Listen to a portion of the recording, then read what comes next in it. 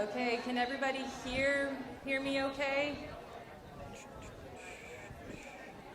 Perfect. Okay, we're going to go ahead and get started. Y'all are welcome to finish up getting your snacks and sit down. When we have about 15 minutes or so left, we're gonna open it up for questions from the crowd. So be thinking as he's talking of things that you might want to ask him. First off, thank you so much, everyone, for coming. We're really excited about Dr. Ben and what he has, the wisdom that he has to share with us tonight, and just excited that other people wanted to come and listen and be here. So thank you all for coming, and I'm honored to be joined by Dr. Edwards. He is a board-certified physician with over 20 years of experience. He is the owner of and medical director of Veritas Medical and hosts the widely followed podcast, You're the Cure. On his show, he's recorded over 400 episodes with doctors, scientists, authors, preachers, and other experts in their field. 13 years ago, Dr. Edwards made a bold move. He stepped away from conventional medicine even after building a thriving clinic in Post, Texas that actually gained national attention and was featured in the Washington Post. Since then, he's focused on uncovering the root cause of disease and helping people understand the body's God-given ability to heal. Outside of medicine, Dr. Edwards is a proud husband and father to 6 children.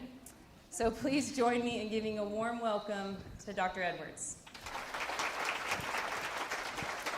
Thank you. Thank you, Heather, for the invitation. Thank you all for coming. Okay, so to get started, can you tell us a little bit about what made you make the switch over from conventional medicine into integrative medicine, and maybe kind of what both of those things are? That's kind of a long story, but I'll keep it short. I didn't know what integrative medicine was. I didn't know what holistic, anything functional, anything other than conventional. I didn't have a clue. Both my granddads are MDs in the little town I grew up in. 2 uncles are MDs. Aunts were nurses. Great-great-granddad an MD.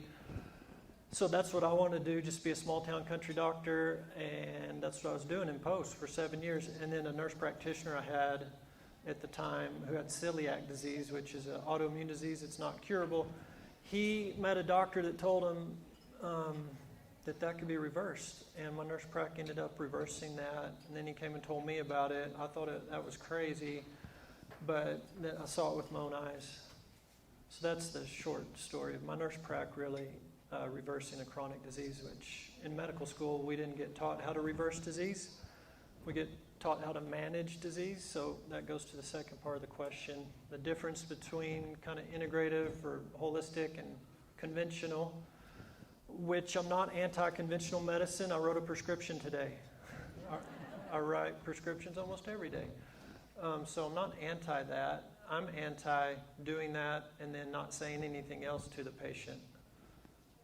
Because if I don't say something else, like this is a temporary fix Band-Aid, if the root cause isn't addressed, you're at risk for other bad things, including decreased life expectancy. And Americans haven't been told that, so we die younger than any other country in the whole world, of the industrialized world. We're sicker than anybody. So once you learn that, once you learn there is a root cause, and that's what integrative, functional, more holistic tries, well, our version of doing that tries to get to the root. I will say, maybe we can talk about this later, I think there's kind of a green version of pharmaceutical-based medicine. Pharmaceuticals treat a symptom. High blood sugar, that's a symptom. High blood pressure is a symptom. Migraine headaches, tumors, blockages in your widowmaker, those are all end-stage symptoms, consequences. There's a root to all that. But you can treat those things pharmaceutically, and I'm like, if I had a migraine headache and you can give me an Imitrex and boom, I can knock it out in 5 minutes so I could get up on stage and give a speech. I mean, that's fine. And there's some holistic and natural things that could do the same thing. So some integrative or functional practices just kind of flip and, use herbs and supplements and natural things to treat a symptom, and that's okay. But why are you getting those migraines? There's a root cause to that. And so what we try to do is get to the root cause. But did that answer that? It did, yes. Yep. Okay. And I'll correct Heather a little bit. I don't know that it was a bold move. I got fired, so I didn't A really bold have a fired choice. move. Like, boop. Get out there. But once you see the truth, it's just like Heather. There's this thing in us that you see the truth, especially when it comes to people. And you go to school to help people get better. And when you see there's a way to help them get better that you didn't learn in school, just because you didn't learn it in school, it might be different or weird. But you see the fruit. And the fruit is health. So the love of the truth, you go for it. Okay, so we're just going to jump right into it. The first thing I wanted to ask you about and kind of talk with everyone about is seed oils. I feel like even specifically in Midland, seed oils have gained a lot more attention. There are restaurants that are now avoiding using it. They're frying their French fries in tallow instead of seed oils. According to Dr. Chris Kenobi, who is someone that you've interviewed maybe twice or more, he says, of all processed food, vegetable oils are the main drivers of obesity, heart disease, and chronic disease. Can you tell us exactly what vegetable oil or seed oils are and explain, why are they really that bad? Yeah, so seed oils, these are small seeds, cottonseed, soybean, rapeseed, that's canola oil, soybean oil, corn oil. These hard little seeds, the oil that comes out of that's linoleic acid. The problem with these, they're polyunsaturated fatty acids. That means their carbon-hydrogen bonds aren't completely filled up, which means they're very highly oxidizable. They get damaged and basically go rancid very, very easily. And your cell membranes, trillions of cells make up your body, and the cell membranes are made of fats. And so if that's the primary fat you're consuming, which in America it is, margarine and canola oil, soybean oil, then your neurons, those brain cells, they're made of these fats that are oxidized and highly pro-inflammatory. So what's the deal with that? Well, when you have an oxidizable fat, they produce a lot of free radicals. Those free radicals go and damage your DNA. Turn on the oncogenes, the bad cancer genes. Turn on the Alzheimer's gene. Turn on the heart disease gene. You can keep those genes turned off, but those free radicals turn all those on. Those free radicals damage your mitochondria. The mitochondria is your carburetor, your energy production little guy in your cells. And if you can't make energy, then your neurons won't remember it. You'll have brain fog. If your carburetors in your heart aren't making energy, you're not going to pump. That pump's not going to pump good. But every cell of your body has to make energy to function, do its thing. White blood cell to go gobble up COVID, flu, measles, it has to have energy. And those little energy factories, mitochondria, get damaged big time by the vegetable oils, the free radicals that the vegetable oils produce. That carburetor needs oxygen, obviously, and we might talk about breathing later, but for oxygen to get from your lung into that carburetor, there's 7 cell membranes it's got to pass through. There's certain fats that actually repel that oxygen, don't let it get through very good, and those are the seed oil fats. There's other fats that actually attract the oxygen, let it go right through, down to the carburetor, so you get high miles per gallon, good energy production, and those fats are real butter, tallow, lard, olive oil, coconut oil, avocado oil. Those last 3, coconut, avocado, and olive oil, those are from the flesh of those fruits, of the avocado, the olive. Where what I'm talking about, seed oils, that's from the actual seed. And this came about in the late 1800s, the steel press, as opposed to stone or wood press, came into being. So this is the first time they could press a cotton seed and get the oil out of it. And they used it for industrial lubrication, for machinery, farm equipment and stuff. And then petroleum came into being, and they switched to petroleum lubrication. So the cottonseed oil was just sitting there, no market. They started feeding it to the pigs. It fattened the pigs up, and then they decided to feed it to humans. This is the early 1900s. But humans wouldn't eat it because it's real stinky and doesn't taste good. So they sent it to the lab. The scientists worked on it and figured out how to hydrogenate it and bleach it and do other stuff to it and put it in a nice little can with a nice label on it, a blue and red label with the word Crisco, and they sold it to all the housewives in 1910. Went around and told the ladies, you don't have to render your own lard anymore. Here's some clean lard. And Crisco was born, and margarine. And So as that started to elevate, these seed oils, margarine and Crisco and the seed oils, heart disease started tracking. And Chris Kenobi that Heather mentioned, he's the one that really opened my eyes because he showed the world. The first heart attack in America was in 1912. There was one in the entire country, first one ever published in the medical literature. And the founder of Hopkins Medical School, Sir William Osler, who's considered the father of modern medicine, they interviewed him and asked him at the end of his career in the early 1900s, how many heart attacks did he see in his entire career? And he saw 0, late 1800s, early 1900s. So heart attacks are new. They're a new invention of man. And what Chris Kenobi proposes in his papers and his book, and I agree with, it's the vegetable oils that are the main driver of heart disease. Even though it has a heart healthy stamp on it, the most preferred fuel for your heart muscle that never gets a break every beat every second for the rest of your life, never gets a break, that preferred fuel for that muscle, saturated fat.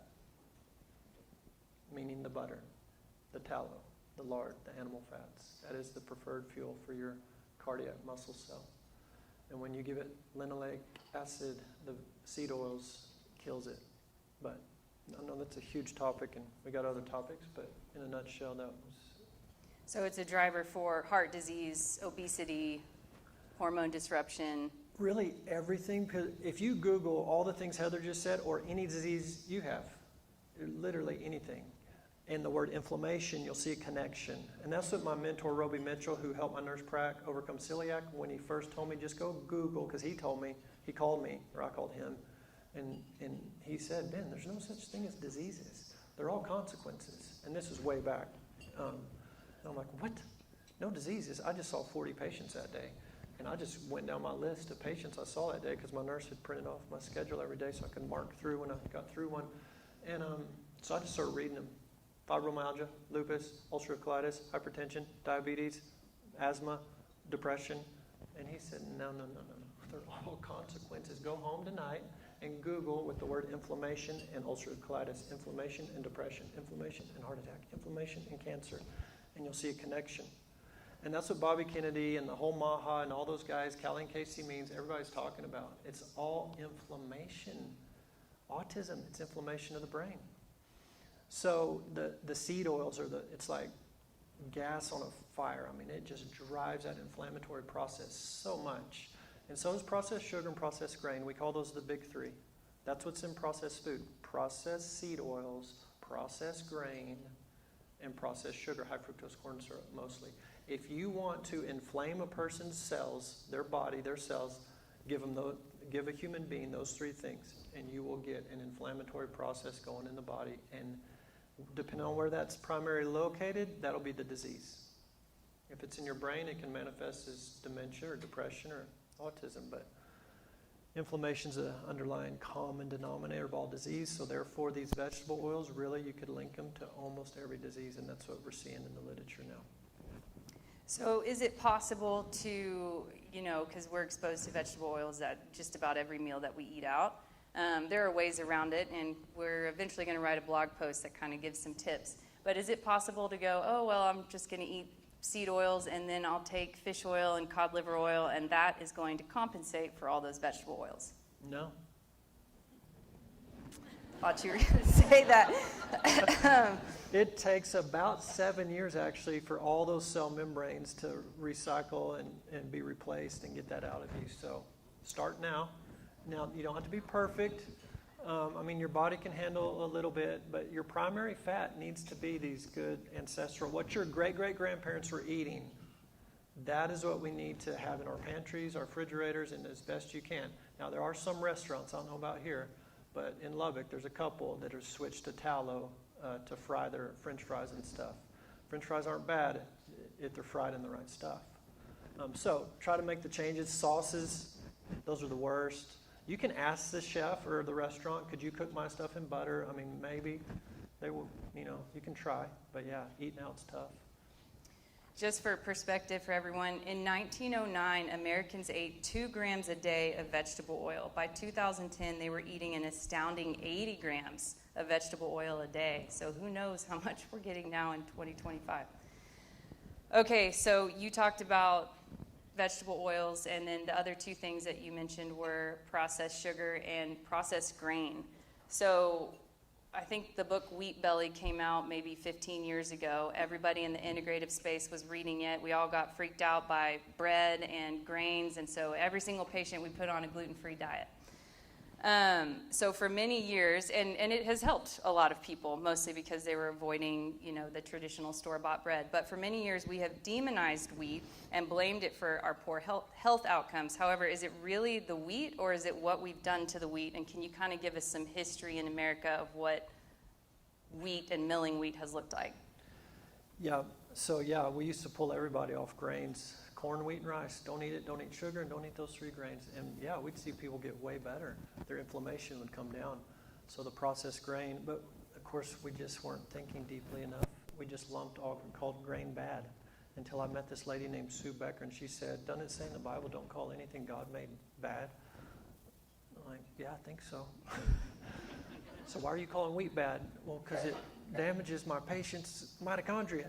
And she said, God wheat doesn't. I'm like, okay. So, we have to be humble, and we're always learning, and be humble. And so, I'd interviewed William Davis, Dr. Davis, the author of Wheat Belly. I'd interviewed him on my podcast years ago, and we'd seen it in the clinic. People get better.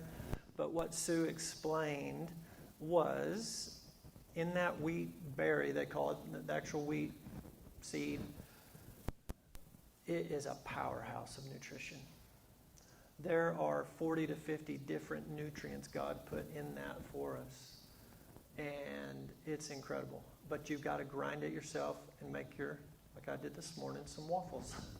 And I made biscuits and gravy on Sunday, and I'm going to make pancakes tomorrow probably. We're going to have cinnamon rolls on Saturday.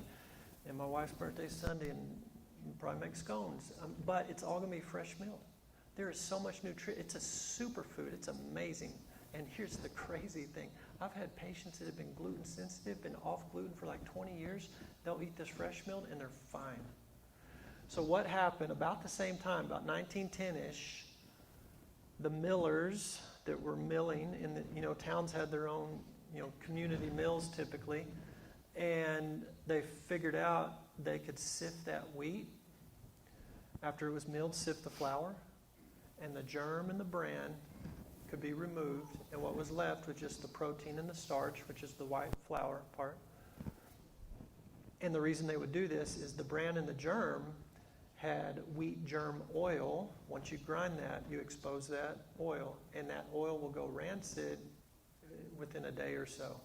So it couldn't sit in a bag on a shelf for very long. That flour would be ruined. So, back in the day, they'd grind it, you get your flour, and you go make your bread that day. No problem. But once they figured out they could sift it, then they had a shelf-stable product, and they could ship it all over the country on the railroad.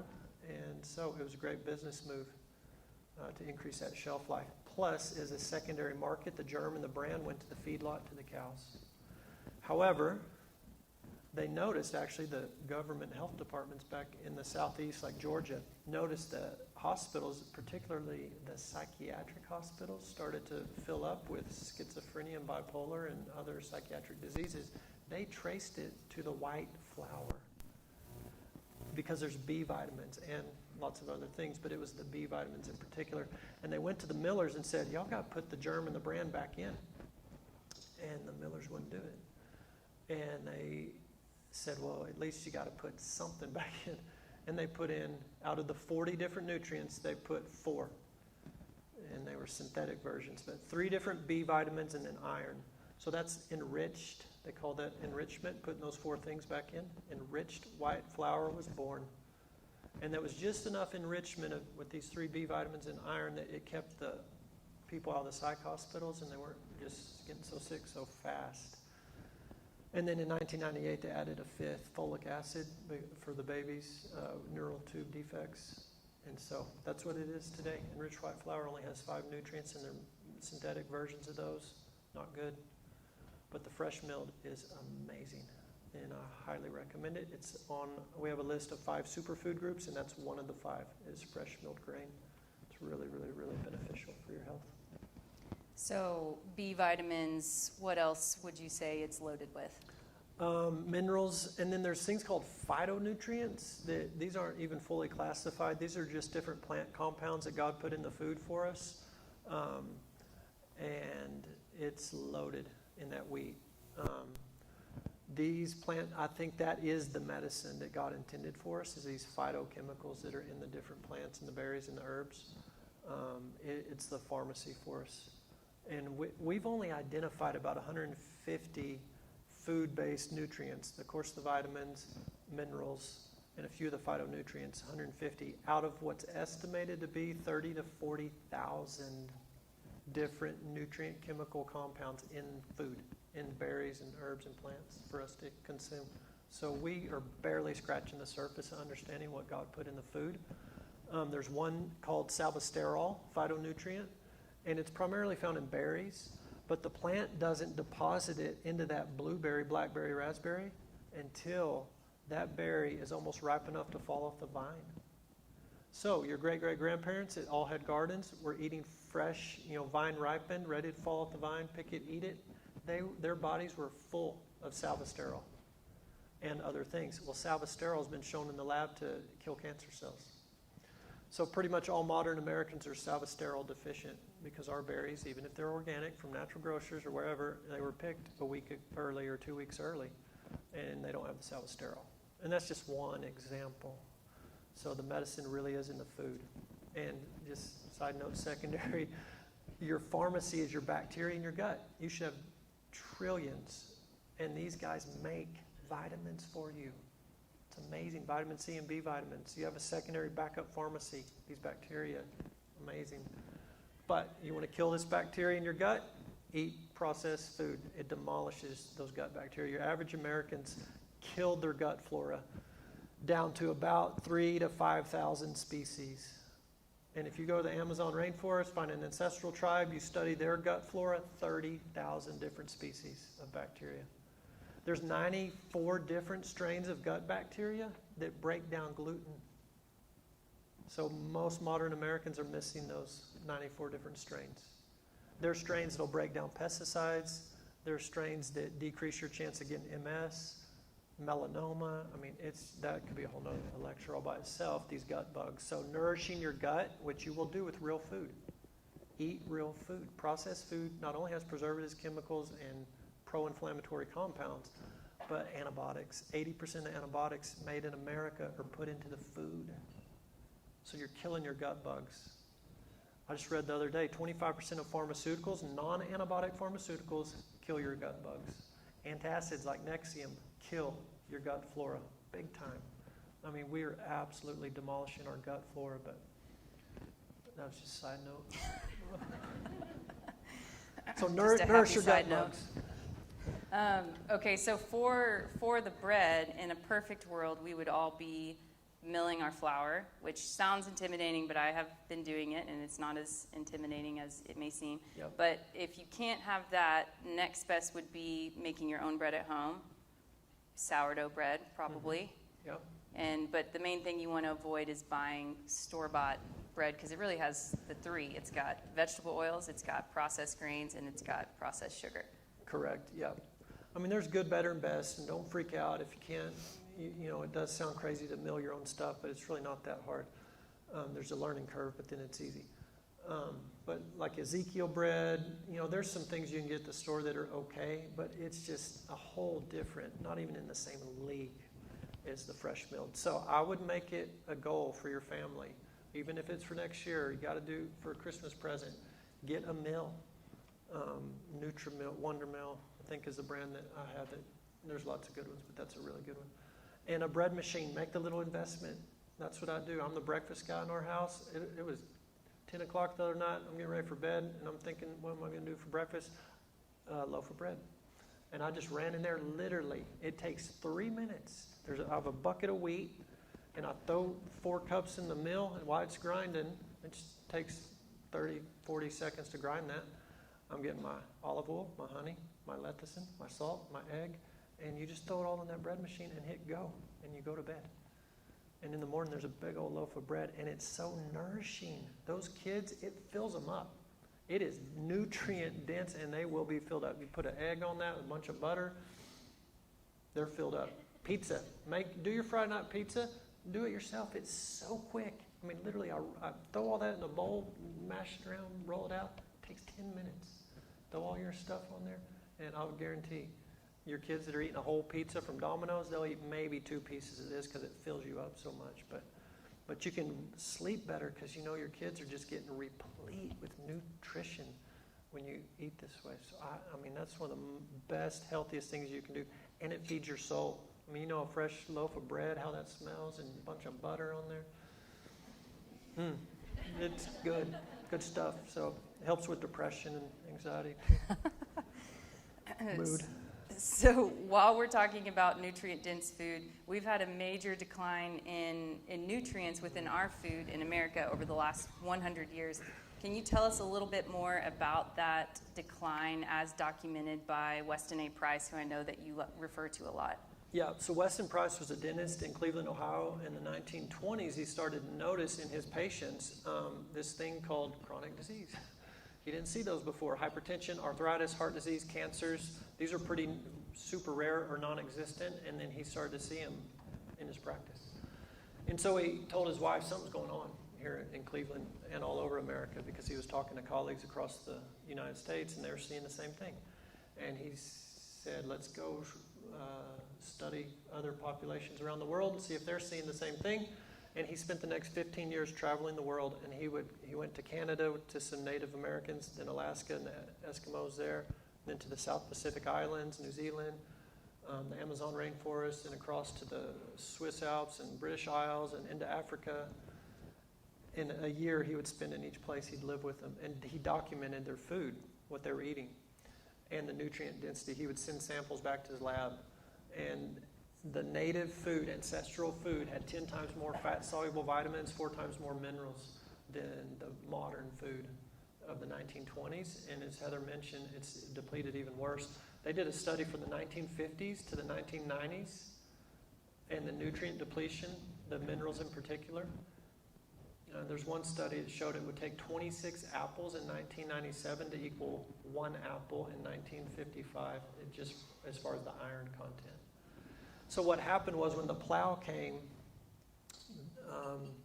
the plow going through the earth disrupts the fungi in the soil. It's the fungus in the soil that gives that soil the spongy chocolate cake-like consistency, the porous hole, so it can hold water.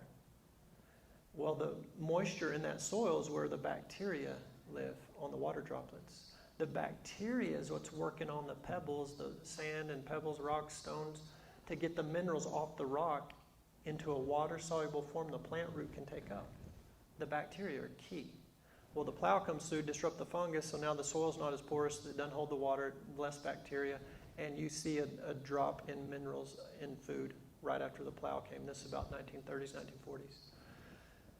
And shortly after that, so that's a plant that doesn't have as much mineral is a weak plant. And so production started to go down. So then ammonium nitrate, a synthetic fertilizer, got placed, and now, boom, green revolution comes, production's up. But it's a weaker plant. The growth is so fast, it didn't have time to bring in the other trace minerals. So we have more green and more production, more pounds produced of the whatever crop, but a weaker plant. So pests start coming. Pests come to weak plants. You have strong plants, the pests stay away. So now the crops are getting decimated. And so here come the herbicides, fungicides, all that. Well, you watch the mineral content of each step. The plow, minerals down. Then ammonium nitrate, minerals down more. And then the herbicides, minerals down more. And it's just this, and there's a graph that shows all this. And by the 1990s, when glyphosate, which is Roundup, glyphosate's a chelator, which means to claw or to grab in Greek. It grabs those minerals and won't let go of them. And it's an antibiotic. It kills the bacteria in the soil. So basically, we've killed all the biology out of the soil, and there's no more minerals in the food today because of modern farming techniques. So some guys have figured this out. Regenerative agriculture, it focuses on getting biology back in the soil. And when that happens, the minerals get back into the produce. So if you can find a farmer doing regenerative, which I know there's some here tonight, starting to do some of those practices, support them. That's where our kids need to be eating from those farms. And it's growing, it's happening, more and more farmers doing it. And if you're a conventional farmer, I mean, don't feel condemned. at all. I know it's tough. I've got buddies that, these weeds, and it's a system problem, just like doctors. I'm not against doctors. It's a system problem. I had no idea you could get to the root cause of something and fix it, but there's a kingdom way to do stuff. And there's a kingdom way to farm, there's a kingdom way to doctor, there's a kingdom way to oil field work, and there's a kingdom way to do everything. So eat local as much as you can. If you can find a local regenerative farmer, which we do have somewhat in the Midland area, and I think out in Lubbock too, to buy produce from them. But next best case would be buy organic from the restaurant as much, or from the grocery store as much as you can. Mm-hmm. Nobody has to be perfect. Yeah, and don't take all this as, oh no, there's no way. It's good, better, best. Do the best you can. Pick one thing. Don't get margarine next time, get real butter. Next time, don't get table salt, get sea salt. You need all 70 plus minerals, not just the 3 that's man salt. Man salt, no good. God salt, good. Get the God salt. So just make one thing at a time, no big deal. And we'll get into other stuff besides food, because believe me, food's like 10% of it. I was going to say, right? So we'll get to that later. Do what? I'll point to your thinking, but we'll do that later. Oh, yeah. Yes, you're thinking. That's coming. So there's a neurosurgeon who I know you've studied quite a bit. His work is definitely over my head, but I enjoy him. It's Dr. Jack Kruse. He has stated that sunlight, is more important than food. So I would consider sunlight a nutrient. Can you talk to us more about the correlation between sunlight, our hormones, sleep, and even hydration? Yes. So the sun that we've been told is bad for us actually turns out to be one of the most beneficial things for your carburetors, your mitochondria, the little energy factories in your cell. The sun, you're basically a solar panel. The light from the sun, light is both a wave and a particle.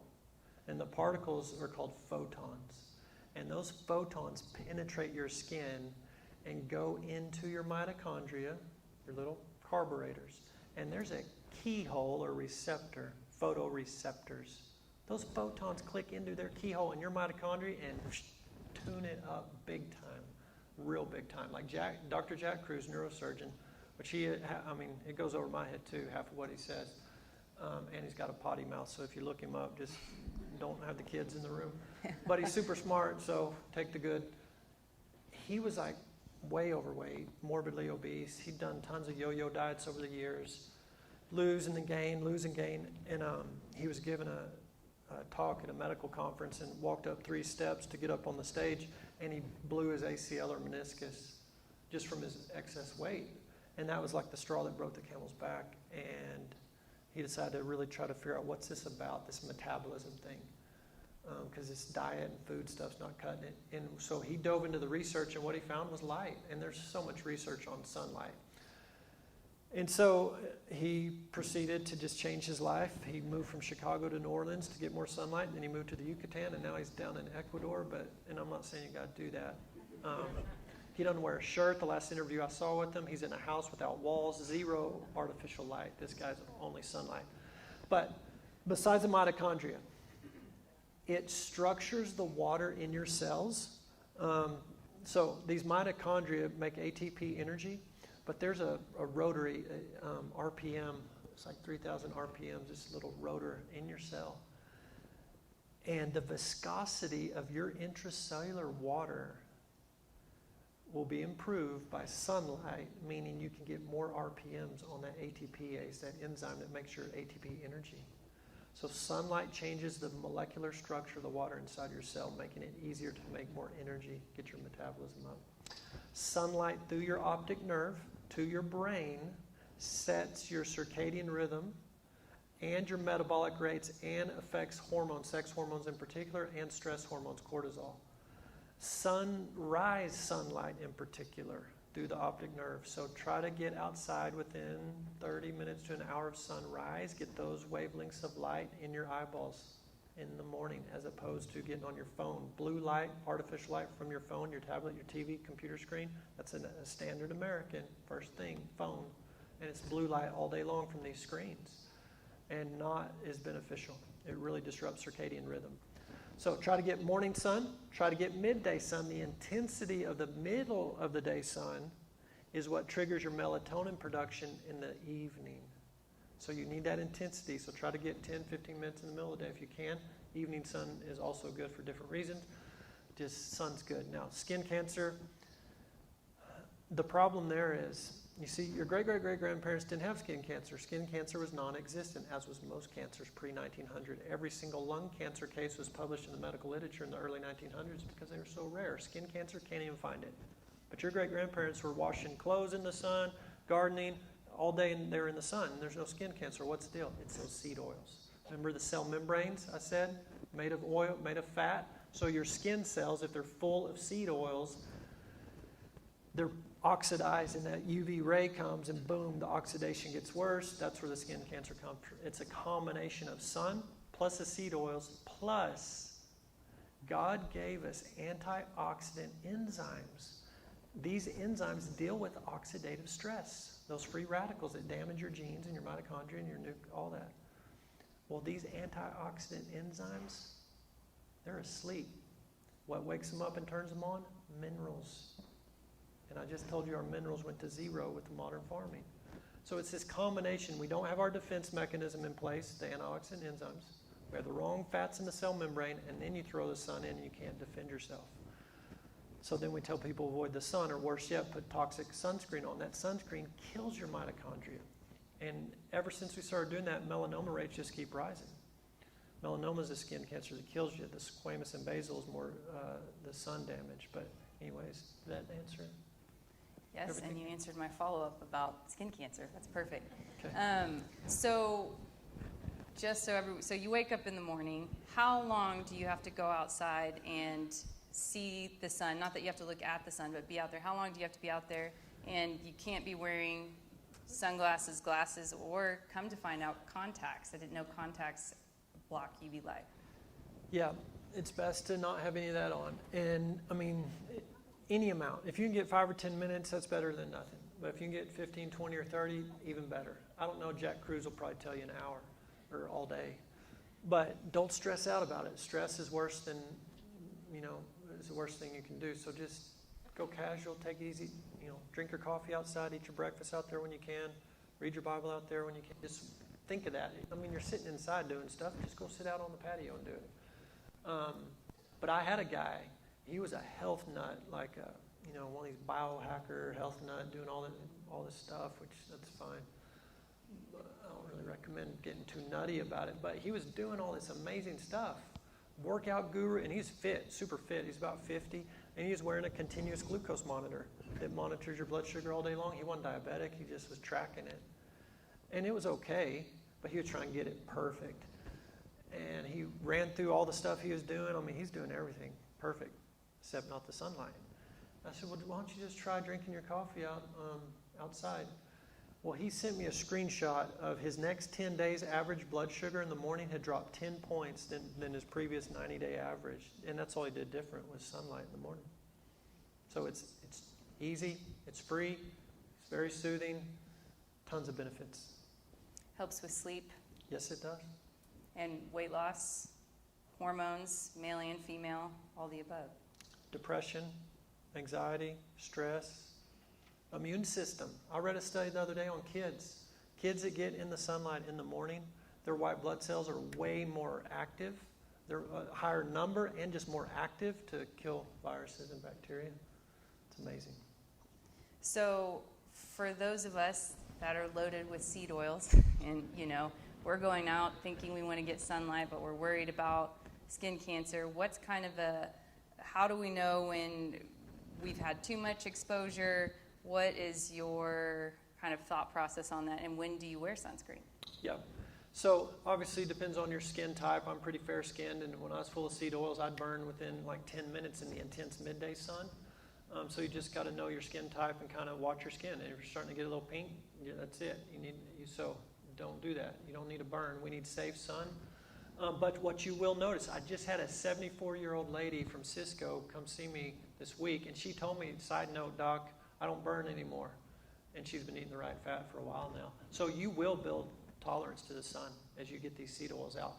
But I would recommend early in the spring, when the weather's good enough to do it, start building your own sunscreen. That's melanin in your skin. God gave us our own sunblock. That pigment, your tan. So start doing that a little bit. Don't get red, but build that up. If you know you're going to be in the sun a lot, you can't avoid it, can't get long sleeves or shade, there is sunscreen that's healthier, more natural products out there, and some of them work, some of them not so much, but zinc oxide is a good one if it's not the nanoparticle or micronized. So get regular zinc oxide based sunscreens. Those don't damage your mitochondria. So I'd recommend that if you're going to be out in the sun a lot. But otherwise, get in the shade or wear some long sleeves if you're starting to get pink. And then another benefit of the sun, if you want to talk about vitamin D. And everybody has low vitamin D. I feel like just about every single person I've ever tested initially has low vitamin D. So in order to get appropriate levels of vitamin D naturally, how much sun, is it just building tolerance? Yeah, and it's different for everybody because vitamin D is actually a hormone. And there's a storage form of it, and there's an active form of it. And to make vitamin D and get it converted to the active form, there's multiple steps along the way, and inflammation stops those steps. So a lot of this low vitamin D, it can be not being in the sun enough, but a lot of it's just inflammation. Inflammation's blocking the body's ability to make that hormone. And so it'll naturally come up as you get inflammation down. And then cod liver oil and beef liver and real milk, egg yolks, you can get some dietarily.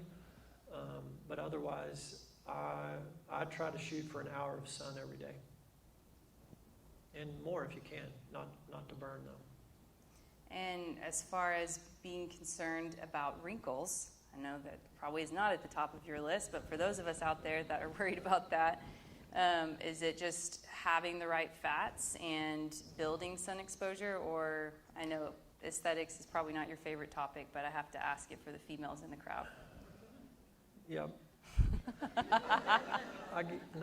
My wife's always asking me about stuff like that, so I understand. But collagen's huge. And we used to get it because we were eating nose to tail. We were eating organ meats. We were doing the bone broth. Back in the day, your ancestors would eat that entire animal. And getting food-based collagen's really, really good. And vitamin A, actually, when you're in the sun, not only are you making D, you're making A. And A and D go together always, and it's 10-to-1 ratio, A being the 10. So retinol, which is food-based or animal-based vitamin A, super important for the skin. But vitamin C. Vitamin C is a key component of collagen, and that's kind of tricky because once they pick that green bean, this is a study a few years ago, 7 days later after picking a green bean, 70% of the vitamin C was gone. So it's kind of, I still would recommend eat your veggies and your berries and all that, but you might have to supplement with some extra C. And your gut bugs will make vitamin C for you too, so really nourish your gut bugs. But there's a company called Lux Lotion, and they make a really cool vitamin C, hyaluronic acid, antioxidant, astaxanthin. It's an antioxidant. It really is good as far as a natural product goes. But just focus on the real food. That's the main thing. Okay.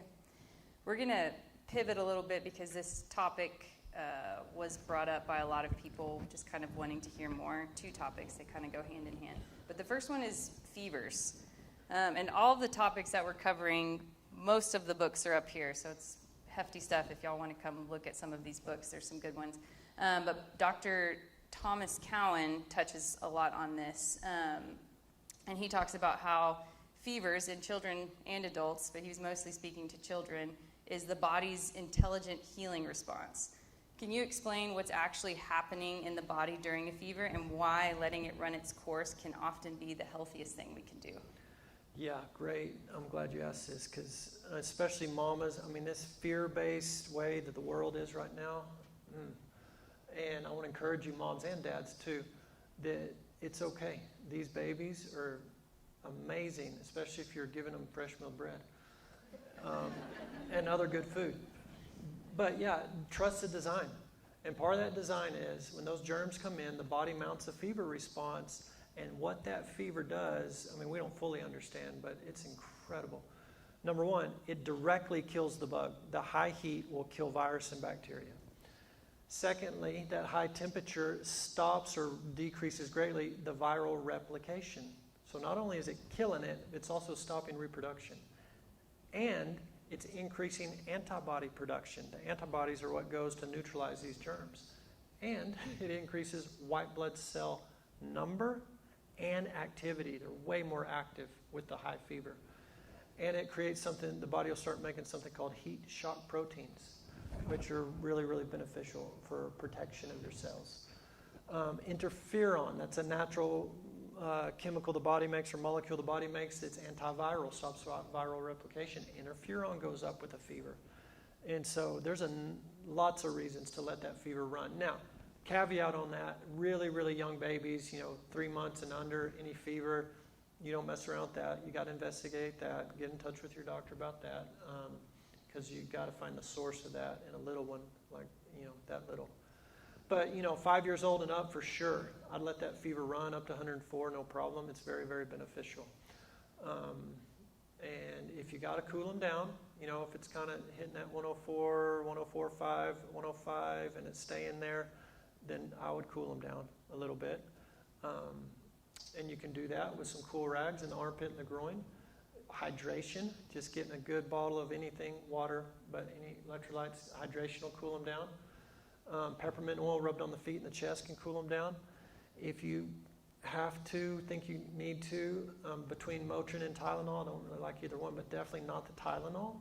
And actually there's studies that show increase, and this is in a hospital setting, super sick adults, but way increased death rate when they kept the fever down with acetaminophen on purpose in the ICU setting. Death rates, it was like 7-fold higher than if they didn't. So acetaminophen, which is Tylenol, shuts down your glutathione production. And glutathione's a huge antioxidant in the body, very, very protective. And so we don't want to do that. But I just want to encourage y'all. And other things too, the snot, the vomit, the cough, I mean, all that's the body trying to get rid of and deal with these germs. So it's okay.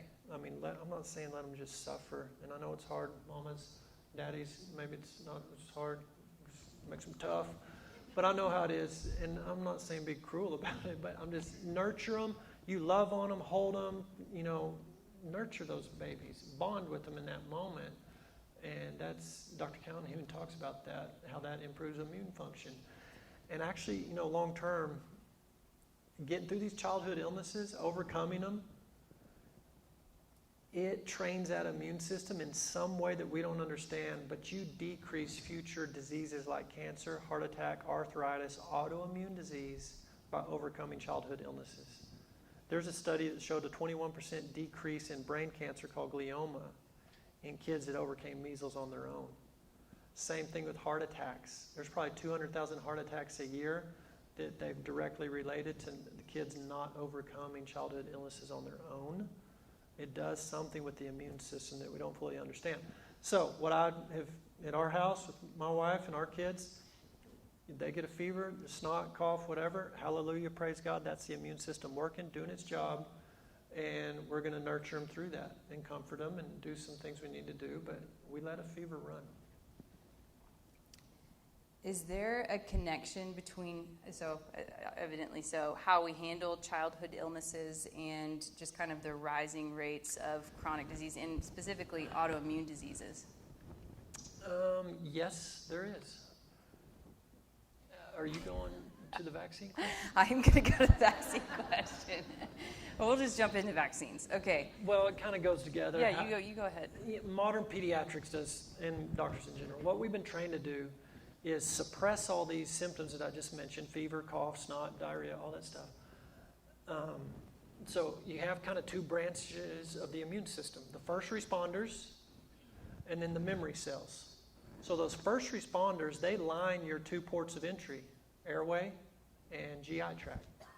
And those first responders lining those two ports of entry are very specific cells that have very specific equipment. Think of it like snipers and hand grenades, and you've got your frontline troops, and they are there with chemical weapons to kill those germs. And those chemical weapons called cytokines is what creates all the fever and the cough and the achy and sick symptoms that we suppress. But anyways, that's your first responders. Kill, kill, kill, use all these chemical weapons to kill, kill, kill, and give you those symptoms. And then they also chop up those germs into little bits and pieces and send those pieces down to the memory cells. And the memory cells take little pictures, so to speak, fingerprints, and make antibodies to all those different little components of that germ.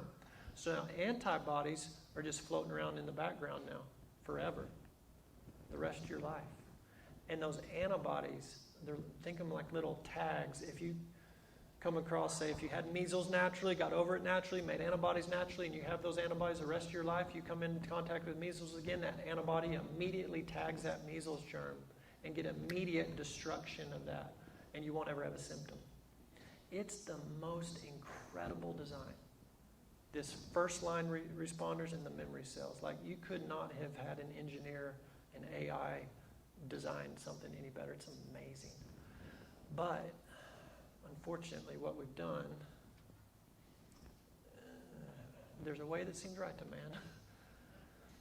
We suppress the first responders, fever reducers, anti-cough, anti-nausea, anti-vomit, anti-everything, suppress, suppress, suppress. We tell those guys to quit it.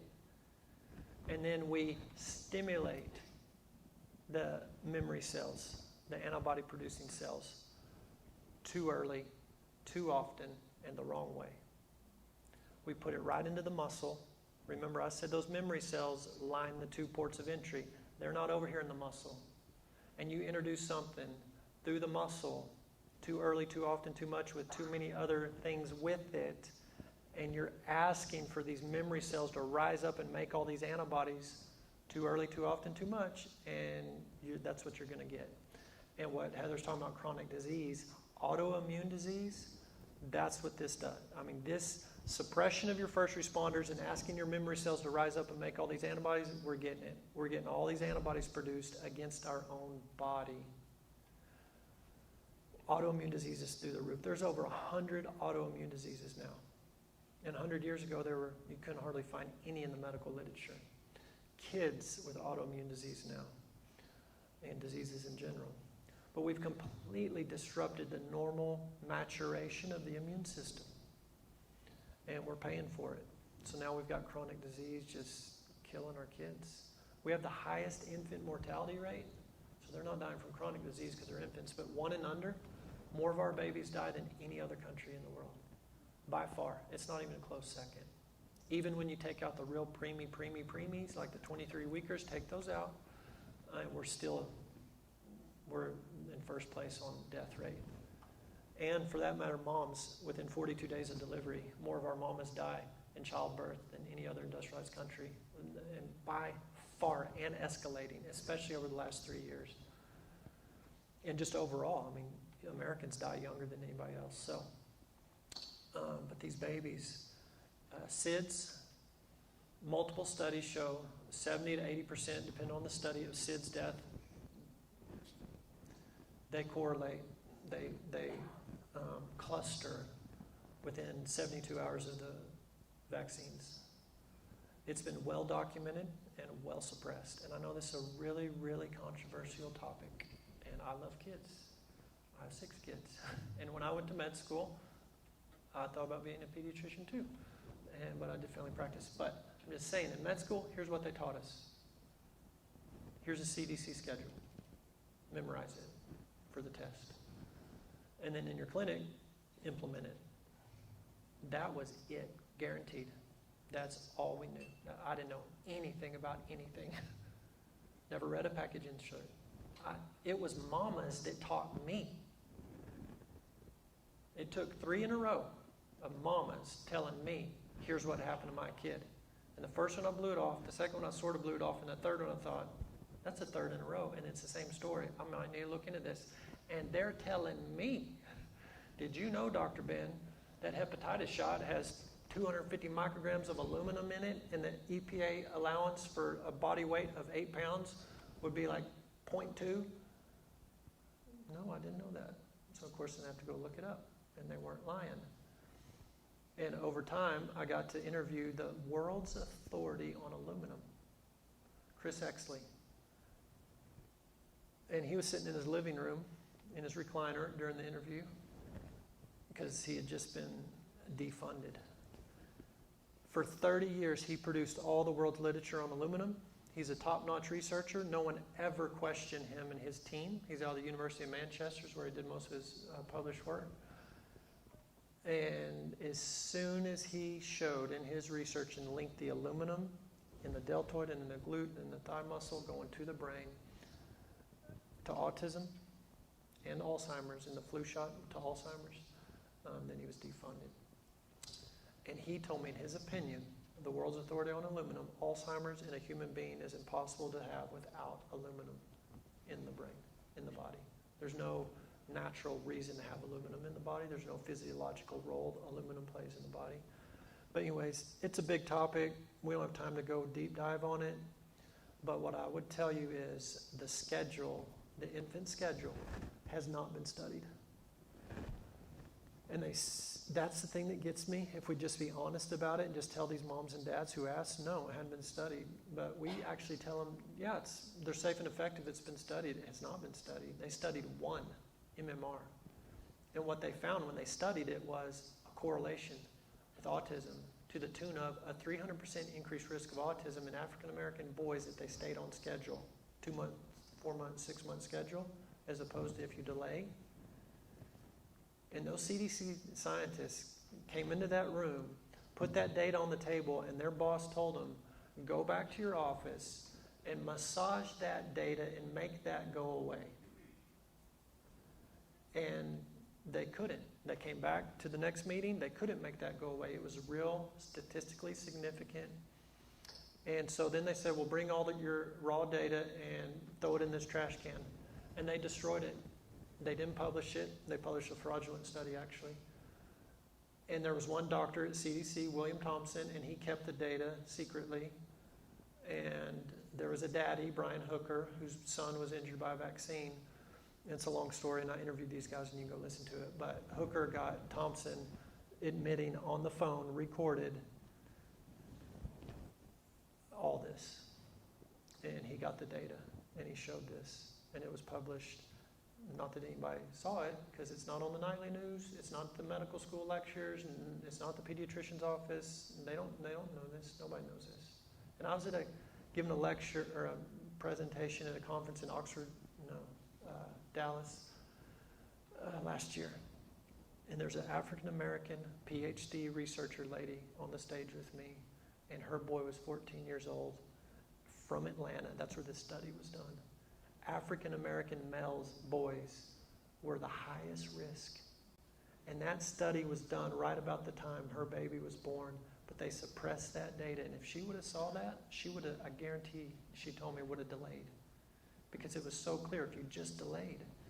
But anyways, that's the only one that's been studied, MMR. There is a correlation with neurodevelopmental delay. And all the others haven't been studied. In combination, they haven't been studied. There's a lawsuit just filed by 2 pediatricians to the CDC a couple weeks ago. Dr. Paul Thomas is one of the pediatricians. I've interviewed him. You can go listen to that. They just sued the CDC because of that very thing. They have not studied these childhood vaccine schedules, even though they've told y'all they have. So we can't say it's safe and effective because it hasn't been studied. What has been studied is vax versus unvax. We're now up to 7 studies. Kids that have been fully vaccinated, what are their diseases? ADD, ADHD, tics, Tourette's, autism, allergies, food allergies, otitis media, ear infections, asthma, all the things, versus a group unvaxxed, and they study head-to-head. It's not even close on health. These are the healthiest kids. And there's 7 of those studies now. So, I mean, my encouragement to you, do your research. We've got a whole section on our podcast page on our website entitled Vaccines. I've interviewed probably 20 or 30 people on it. There's tons of books. Suzanne Humphreys, Paul Thomas has a book called Vax Facts. He'll even consult with you. You can, and mamas, you're nervous, you can do a consult with Paul Thomas, the MD. He was an MD out of Portland, Oregon. He was the most loved, most busiest practice, 10,000 kids in his practice. For 20 years, he was the number one pediatrician in that whole town. And he started having these moms say, wait a minute, my kid was normal, and then we did these shots that are not. And after a while, he did the same thing. Whoa, maybe there's something here. He pulled all his data from his practice from all those years. Because he had moms that did 0 vaccines on their kids, did partial, modified, and then full CDC schedule. So we had good data on all 3 groups, pulled all the data, published it, had an independent person publish it. I think it's 2 days later, the Oregon Medical Board pulled his license.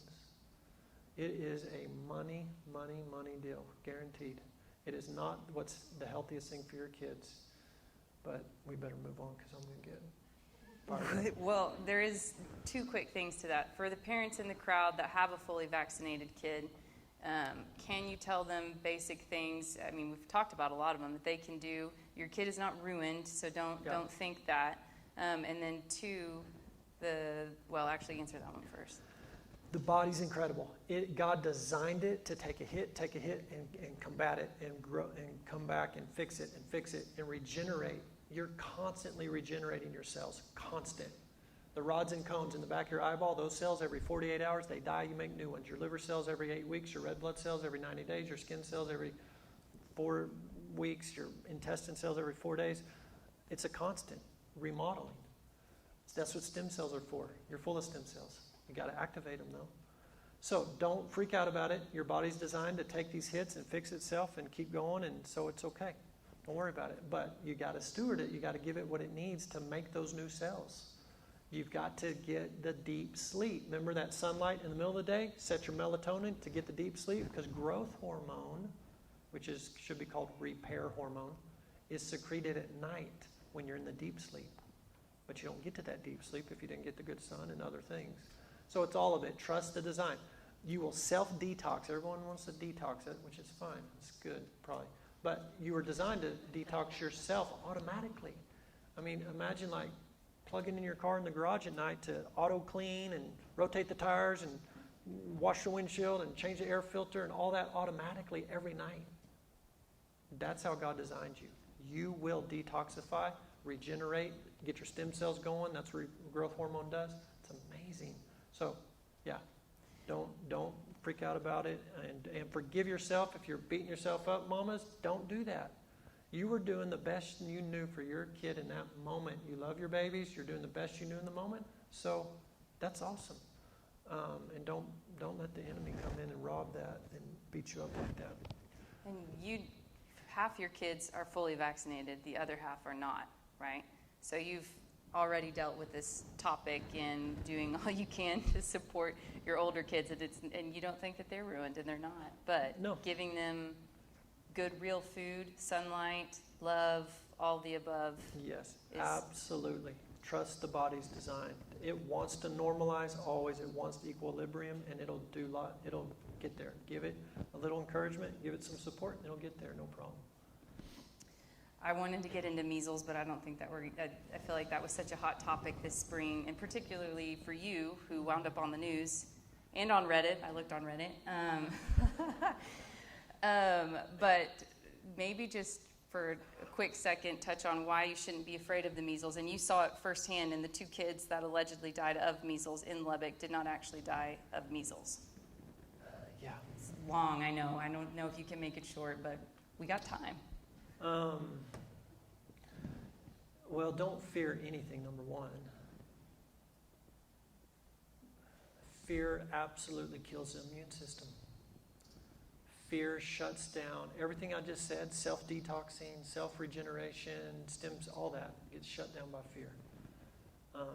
The 3 main systems that patients that come see us, the main complaints, it's related to GI, or immune system, or hormone system. All 3 of those are totally dysregulated and shut down by fear, stress, fear. So that's number one. But that's more of a spiritual thing that maybe we can get into later. But as far as measles goes, yeah, going into it, I don't think I ever saw a measles case. And of course, I read about them, the whole Brady Bunch episode. It's a good way to miss school for a week and all that. It's a rash. I had chicken pox growing up, not a big deal. So that's what I was thinking. And then I get a call one Friday that some guy died at home, supposedly of measles. And it was real questionable. and the whole clan. They made it sound like it was some group that just doesn't seek medical care, and maybe the whole group was going to die. And they called me on a Friday, and I thought, well, that's weird. And let's get some IV vitamin C down there and get after it. But then this little baby dies. The little girl died. And I was getting interviewed by the Washington Post the moment the news came on his phone, the reporter's phone, and it was just, he interrupted the interview and read it because he's reading the news, and he looked right at me. First, measles death, almost like he was giddy, is how I mean, that's the vibe he gave. It was horrible. But anyways, I thought that's so weird. I mean, you don't die from measles. What's going on? But anyways, I got called to go see that little girl's siblings because they were sick with the measles at the funeral, and the mom was scared that maybe they would die too, and she did not want to go back to the hospital. So that's how I got involved, went to see those kids, the siblings, and they were coughing a bunch, and I thought, that's weird. I mean, it's not the measles I read about in the book, but they definitely had measles, the rash, the fever, all that, but this respiratory part, it reminded me of adult COVID, sometimes that respiratory thing was really bad, but treatable. That's what it reminded me of. So anyways, I'd read up on measles some, and I knew vitamin A. Vitamin A cuts mortality like big time, 80% in some studies, which cod liver oil has vitamin A. So I grabbed a bunch of that, and vitamin C is good for every virus. So I gave those kids that, and I was going to leave. And that daddy grabbed me and said, well, my sister's baby, 4-month-old baby, twin babies, boys, were real sick, coughing bad, and they're at the ER, but the ER won't see them. They're out in the parking lot, been sitting there for 45 minutes. Will you go see them? And so I did, and those babies were doing that bad respiratory thing. And budesonide, an inhaled steroid that Dr. Richard Bartlett discovered and made, the budesonide's been around a long time, but during COVID, he figured out, man, that works really good for the inflammation in the airway. And because this looked like that to me, I decided to do that on that baby, and it turned him around. I mean, he looked horrible, because in a baby, a 4-month-old, they don't have a lot of wiggle room. I mean, they get to high fever and coughing, they won't drink, they won't eat, and they get dehydrated fast with the high fever. They're not nursing. And so mostly it's the dehydration. He looked puny. But he, man, just turned around so fast. Boom, took that bottle, new kid. The next day they showed me this baby, and I thought, that's the other twin. That can't be the same. But after that baby, that lady said, the mama in German, through my translator, said there's 8 more babies just like this just in our family, like the extended family. Can you go see them? And I'm like, I better, because this baby looks horrible, and if any more do. But then I told my translator after that night, I said, we can't just, this is inefficient. We got to do find a central location, tell all the babies to come to one spot, and we can, be more efficient. And this was Saturday night. And my translator told me there's 12 different Mennonite churches, different denominations of Mennonites. I didn't know that, but in Gaines County. And I said, well, do you know, can you get to all those preachers? For Sunday morning service, if every preacher at the front of the pulpit could tell the congregation, hey, if you have a baby 2 and under, sick, bring them. We'll be at the central location. So that's what we did. And a bunch of babies came Sunday afternoon. And I'd called this cod liver oil company that I knew. Well, I called a couple, and the one couldn't do it. But the one said, yeah, I've got 1,700 pounds of cod liver oil and vitamin C. If you can get a plane to me, I'll meet you at the airport. This was in Scottsdale. And we'll get it to you. Well, one of my patients in Seminole was a pilot, called the owner of the plane, got the green light. He was in the air Sunday morning to Scottsdale, loaded up cod liver and vitamin C, was back on the ground in Gaines County Airport at 2 o'clock, me and my son in my pickup. We met him, unloaded, went to the location, saw all those kids. And yeah, the breathing part some of those kids were, pretty sick, but budesonide worked great. It was no problem. Called Dr. Bartlett. He came and helped me. He got the kids in the hospital, got the pediatricians there convinced to use it, got those kids out of the ICU. It was awesome. And it turns out when we got the medical records on the one baby, she died of bacterial pneumonia that was untreated, non-standard of care, slam dunk malpractice. They gave her a complete wrong antibiotic that you do not give. And everyone knows it. It was just a miss. He just missed it. It was a resident. He just missed it, and it happens. But yeah, it was not a good deal. But anyways, that was the measles. Yeah, no big deal. Um, but Well, typically, the measles is a fever, rash, Yeah. and runny, maybe red eyes. Right, and here's what we Complex noticed. spots. Once the Mennonite community, they like to take care of themselves, is what I found, and they learn cod liver oil, get it going, and that's what I told them. Every family, every kid, just get it in them before they get sick. And so real quickly, what we saw, it was much more mild, way more mild. And then there were other towns, communities in Texas where there's Mennonites and family. It just spread to these other communities, but they had heard cod liver oil. So it was way less mild in these other communities. A well-nourished kid. And I started asking these moms, is this baby breastfed or bottle fed? And I started to see that correlation. Those breastfed babies, they breezed through it. I had the mamas take more cod liver oil, try to squirt some in the baby if they could. And so it definitely correlated. A well-nourished child can defend itself and be okay. But not all those kids were well-nourished at all. A lot of them were actually standard American. But yeah, no fear. Rash, fever, and all these different viruses, it's the same thing. Vitamin A is key for all viruses. So I make cod liver oil a staple in your home. Make it a daily supplement for your kids. So to kind of round this up before we open for a few questions, and you've quoted this before, but there was a study from Harvard out of the Mind Body Institute concluded that 78 to 90% of disease is rooted in a thought. Can you talk about how, you can be getting the sunlight, eating the good food, breathing correctly, which we didn't have time for, exercising, moving, eating, drinking enough water, all the things.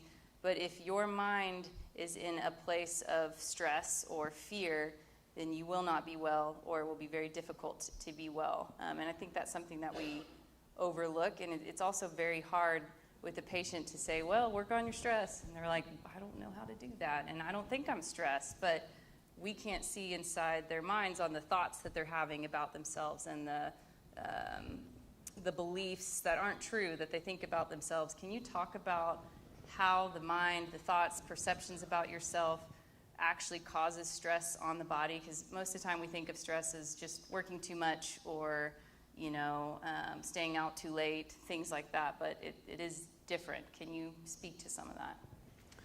Yeah, for sure. That's 100% right. People can eat perfect, exercise perfect, hydrate perfect, and chronic stress will just keep all these systems dysfunctional. And so there's the thing I mentioned a while ago, GI, hormone, and immune system all get paralyzed when you're in fight or flight. Because if you think about it, that fight or flight's there to save your life. You're walking down this trail and a mountain lion jumps across your trail. You don't need to worry about digesting your last meal right now. So you can turn down the GI system. You don't need to worry about killing germs right this minute because you got to kill the mountain lion. So you turn down the immune system. You don't need to worry about making babies. So you turn down all the hormones, low progesterone, low T, all that, for a purpose. We need to conserve. We don't need to worry about those right this minute, for the next 5 minutes. We need to upregulate.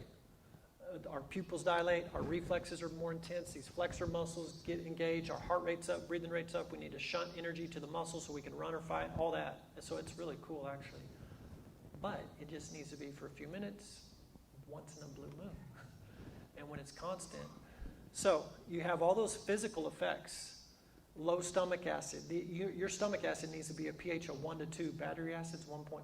That's your God-given pH design. You're supposed to be super acidic in your stomach to break your food down and initiate your gallbladder and pancreas to squirt and initiate peristalsis and to keep all those trillions of gut bugs happy. They'd like a good pH. So all that gets disrupted in fight or flight. Progesterone, pro-life, that's the hormone to help that implanted egg stay implanted. Miscarriages and infertility, low progesterone, almost always. Well, when you're in fight or flight, you rob from progesterone to feed cortisol hormone. White blood cells, those are the ones that fight infection, production, way, way down under fight or flight. So there's all those just obvious physical effects of stress. So if you're in fight or flight every day or most days of the week, it's incompatible with health. But then we go to, okay, what do you do about it? Well, there's ways you can bring cortisol down, and there's breathing exercises. Grounding, where your feet touch the ground, that'll drop cortisol. Just getting in green space, they've done studies, green space, blue space, like oceans and rivers, bring cortisol, the fight or flight hormone, down. meditate, all these things. You can do all that, no problem, it's fine. But that's kind of just treating the symptom. Because then you got to get back to work and life and family and whatever was stressing you out. And there's no way to control all those circumstances that are out of your control. And so my mentor, Roby Mitchell, who I talked about at the top of the program, interview or presentation, Dr. Fit was his name, his nickname, F-I-T-T. drfit.com was his website, his Facebook, and he was super fit. Usually I'll show a picture, I mean, because he would never wear sleeves because he showed off these bulging, ripping biceps. He was massive, just strong guy, ex-Marine, and he was in his late 50s when I met him. Super fit, exercise guru. He'd put a 100-pound backpack in his ex-Marine, his fatigues and boots and go jog around the Amarillo Med Center in 100-degree heat and do 50 push-ups and pull-ups. And he would eat perfect. I never saw him put anything in his mouth that wasn't a superfood or a super drink. He taught me to doctor everything up. He would say, yeah, drink green tea because it's healthy, and he'd give me all the reasons. But he said, don't just drink the green tea. Add cardamom, add nutmeg, add cinnamon, doctor it up. And he would tell me each herb or spice, what it did that was good for you. All the studies. Like, he was super smart. PhD, MD combo. Amazing guy. And so, I mean, he was A++ on nutrition, hydration, and movement. And prostate cancer came. And so I saw the biopsy, I saw the scans, he had cancer, and he got after it with some natural therapies that kill cancer cells. And it worked. His PSA went to normal, his PET scan was normal, his biopsies were negative. I saw all the post-therapy data, and it was all gone. And it stayed gone for a while. And then it came back. And he tripled down on his natural protocols and doing all this stuff. And it wasn't getting better, and it's getting way worse and way worse and way worse. And it was spreading and spreading and spreading. And I was kind of his doctor. He called me his doctor, but I wasn't really his doctor. He was his own doctor. But I'd go up there to Amarillo and see him. And then towards the end, like, Roby, come on. Let's bring someone else on board to help us here. There's some great doctors in Germany that reverse stage 4 prostate, and Mexico and Japan, and no, we got this. And he was just so smart. But my point is, he was eating perfect. And you cannot do better than Roby Mitchell, Dr. Fit, on the stewardship, those 3 pillars. And at the very end, it would spread everywhere. He was down to like 100 pounds, shriveled up in bed on morphine, hospice basically, but he refused hospice. But and he called me if I'd come see him again, and it was the last time I saw him. And he said that he had a conference. He had already set up this medical conference in Amarillo. All these doctors were flying into town to speak. It was a 3-day conference, and it had been in the works for a year. He wasn't going to cancel it, but he was the keynote speaker, and he couldn't get out of bed. And he asked me if I would speak in his place. And I said, sure. And he said, one caveat, I want you to speak on the spiritual roots of disease, unresolved emotional conflict and what it does setting you up for disease. Because I couldn't figure that out, and that's what is killing me. And I'm like, okay, are you sure about that? And he said, yeah, the people need to know. Well, I didn't really know a whole lot. I mean, I knew, like what I just said, stress isn't good for you. But we got to end, so I won't get in the whole story. But anyways, I did that. He did pass away. And what I remembered was another story, another mentor of mine, Dr. Lee Cowden, who's he's in his 70s now, and he's a president of the Academy of Comprehensive Integrative Medicine. So, I mean, he's a top dog. He's super smart, and he's a believer.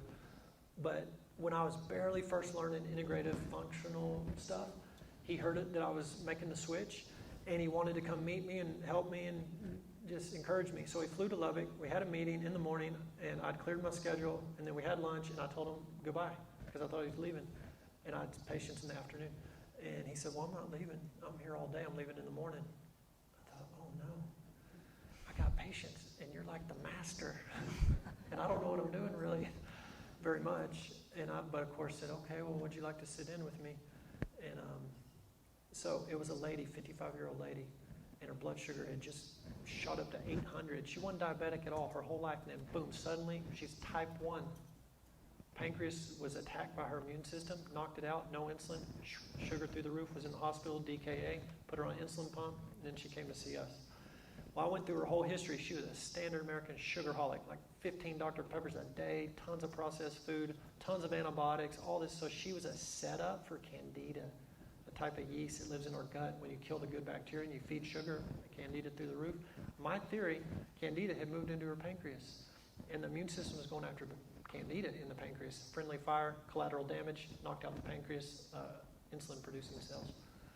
And so I was feeling pretty confident, and I gave her the plan, and I said, Dr. Cowden, do you have anything you want to add? Are there any questions? And he said, yeah, Ben, I think you're right on the money. He said, but I just have one question. And he looked at that lady, and he said, when was the sweetness robbed from your life? And I looked at that lady and thought, and I looked at Dr. Cowden, and I'm thinking, what kind of question is that? That's like kind of crazy woo-woo stuff. She's going to think we're crazy. That's back when I cared what people thought about me. That spirit of man pleasing is an ugly thing. But anyways, so, and she was looking like, what? And he said, the thing that brought you the most sweetness in your life, when was it taken from you? And she just started bawling. And she said, well, about 3 months ago, my daughter who split, her daughter had a baby, and the daughter split, baby to grandma. Grandma raised this baby for 13 years. Mama comes back, takes her away, doesn't know where they're at, rips her heart out, and is boom shortly thereafter. So Dr. Cowden looked at me, and he said, Ben, I agree, Candida for sure.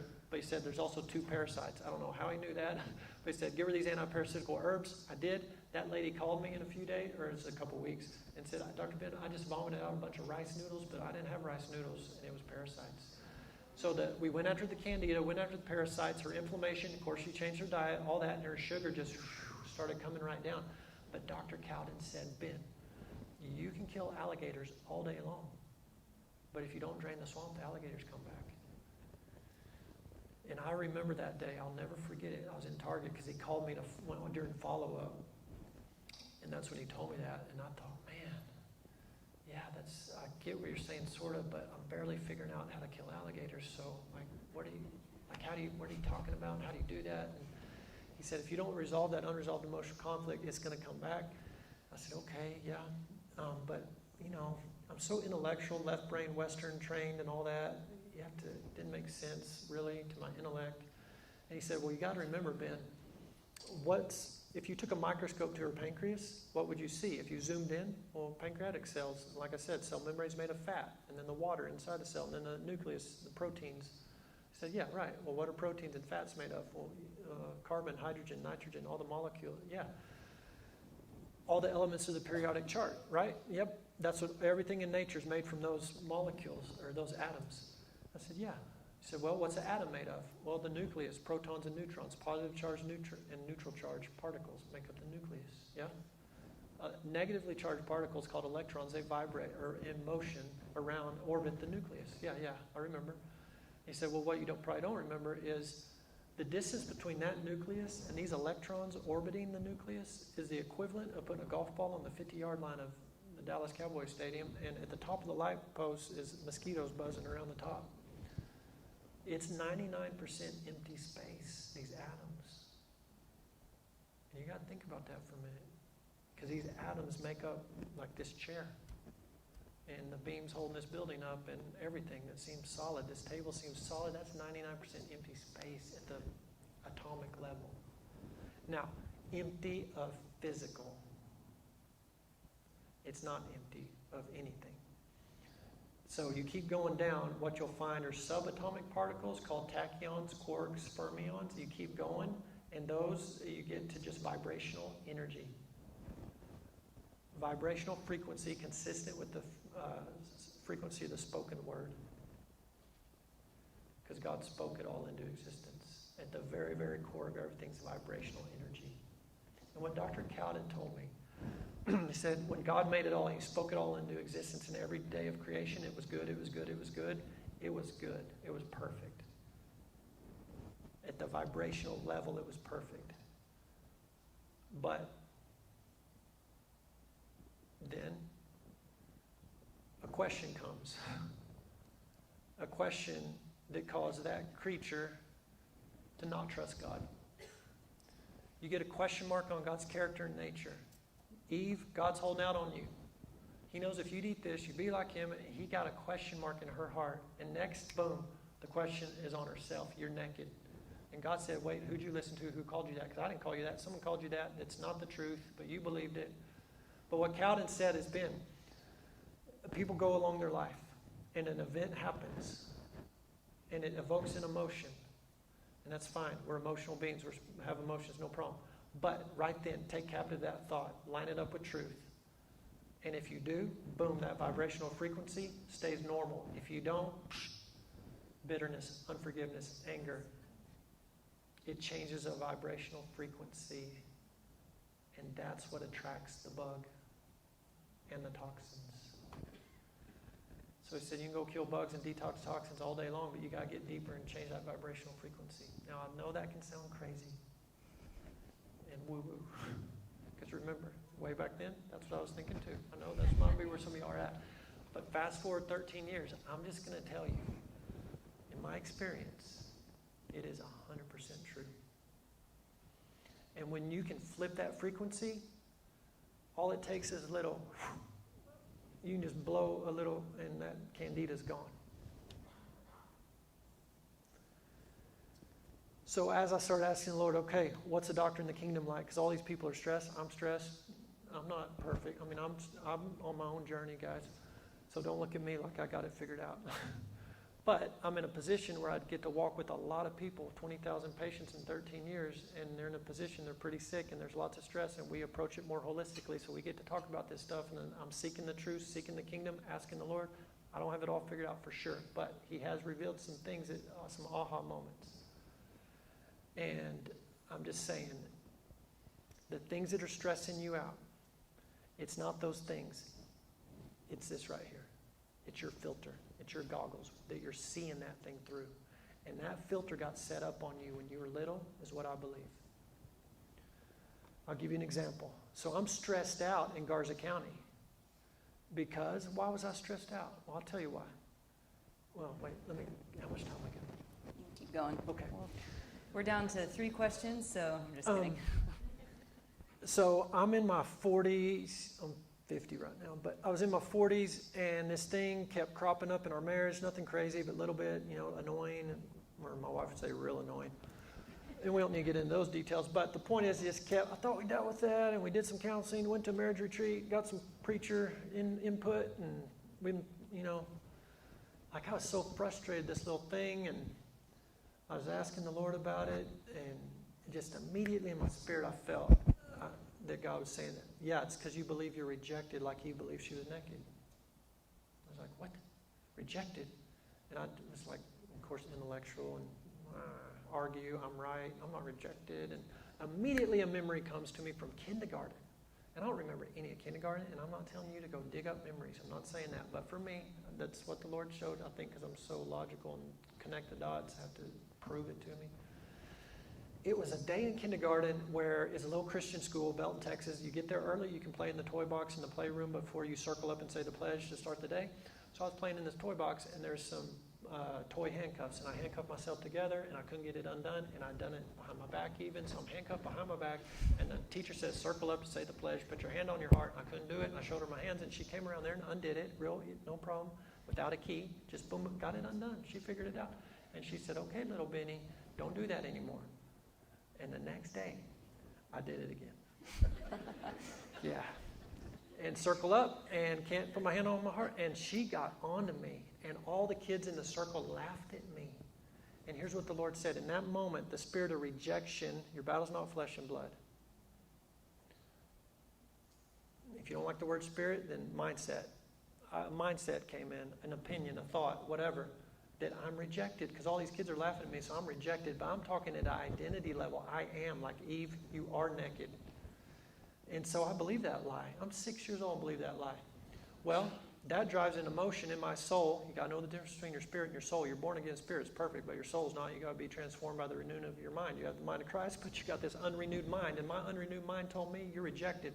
Well, a rejected person wants to feel loved and accepted. So my antennas are up big time, super sensitive. Anybody gives me body language, verbal language that says, I like you, I love you, I accept you. So in first grade, I made all A's. And in that little town, all A's 6 weeks report card got put in the newspaper. So everyone in town knew you made all A's. And in church that next weekend, good job, little Benny. Oh, all A's, keep it up, do good, you know. Ooh, they like me when I make all A's. That made me feel good. I'm not rejected. I'm going to make all A's next time. And next time, and next time, and all the way. I got first place in the Arts, Craft, and Science Fair, first grade, got a big trophy, same thing, boom, oh, good job. Ooh, they like me when I'm first place. I'm going to be first place every time. And then sports, huge. Soccer, MVP of the soccer tournament, first grade, major accolades. Like, oh man, I'm going to be MVP of every sport, first team, first chair. Spirit of performance told me, you got to perform to be loved and accepted. That's a lie, but that's a filter. That's a goggle. I'm looking through the world now. Next, I noticed real quick, if I keep everybody happy, keep my teachers happy, keep my coaches happy, my Sunday school teachers happy, my parents happy, my friends happy, then they like me. Spirit of man pleasing. Those are 3 big filters that I'm seeing the world through. So every piece of data coming into my ears, my eyes, everything, my 5 senses, that's your carnal. The mindset on the carnal leads to death. The mindset on the spirit leads to life. I was judging everything through my carnal. Everything, every podcast, every email, every conversation, every piece of news, everything filtered. Show up in Garza County, my first gig. They said, hey, easy gig here, 8 to 5, Monday through Friday. There's no hospital work, no ER, no nighttime call. It's easy. Can you do some extra work for us? Well, first they said, you've got to get us out of debt. We've been in debt. We're running deficit. For 10 years, we're running deficit. The taxpayers are tired of it. You got to get us some performance. Heck yeah, I can do that. We'll get it done. Well, can you do extra? What do you got? Well, the juvenile detention center, they need a doctor on Tuesday mornings before clinic starts. Can you do that? Yep, I'll do that. On Wednesdays, can you do the county jail? Yep. On Thursdays, can you do the nursing home? On Friday, can you do Friday night football game? On the weekends, can you do shut-ins, the house calls? I said yes to everything. Didn't talk to the Lord about it. Didn't ask Jamie about it. I said, yes, man. I didn't want anybody to not like me. So after a while, working my tail off at the house, Jamie's like, hey, I'm not really feeling loved and connected. I'm like, what? I'm not feeling loved? Well, look, yeah, so arrogant and prideful. But after I argue for a little bit, okay, yeah, I get it. I guess I'm a little busy and stressed out and not connecting when I get home because I'm pooped. But with my filter on, love equals performance. So in my mind, I got to perform. Hey, I just finished clinic. Can I go to the grocery store for you and get your groceries? Hey, I'm going to help you cook. I'll do the dishes. I'll change a dirty diaper. I'll get up at night with a bottle. I'll do all this stuff.